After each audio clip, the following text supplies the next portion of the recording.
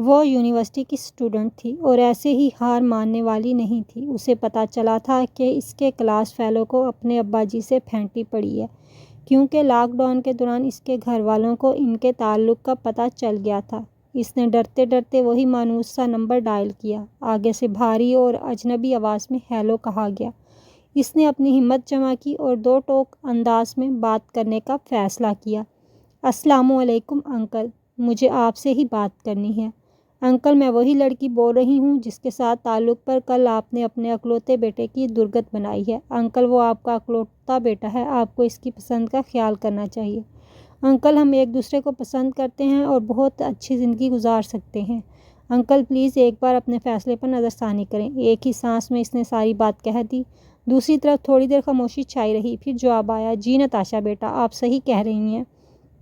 مجھے بھی اپنی غلطی کا احساس ہو گیا ہے۔ جلد ہی ہم آپ کے گھر رشتہ لے کر آئیں گے، دھیمے لہجے میں جواب آیا، جس کی وہ بالکل توقع نہیں کر رہی تھی۔ جی انکل شکریہ، لیکن میرا نام نتاشا نہیں ہینا ہے، لیکن میرے بیٹے کا تعلق تو نتاشا سے ہے۔ اس نے خود بھی یہی نام بتایا ہے۔ جو چیٹ پڑھی تھی اس میں بھی یہی نام تھا، اور جو مری والی ویڈیو آپ نے بھیجی ہوئی تھی اس میں بھی تو یہ بار بار یہی کہہ رہا تھا کہ نتاشا برف نہ پھینکو، کیمرے میں پانی چلا جائے گا۔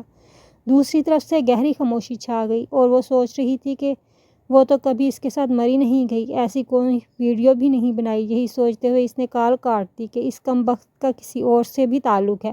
کال کٹتے ہی لڑکے کے ابا جی زیر لب مسکرائے اور یہ کہتے ہوئے موبائل رکھ دیا کہ ابا ہی ہوندا اے میرے پتر، تیری اصلی پھینٹی تے ہون ادوں لگنی ہے جدوں تو یونیورسٹی جاویں گا، پھر لکھ صفائیاں دیندا پھریں کہ اے نتاشا کو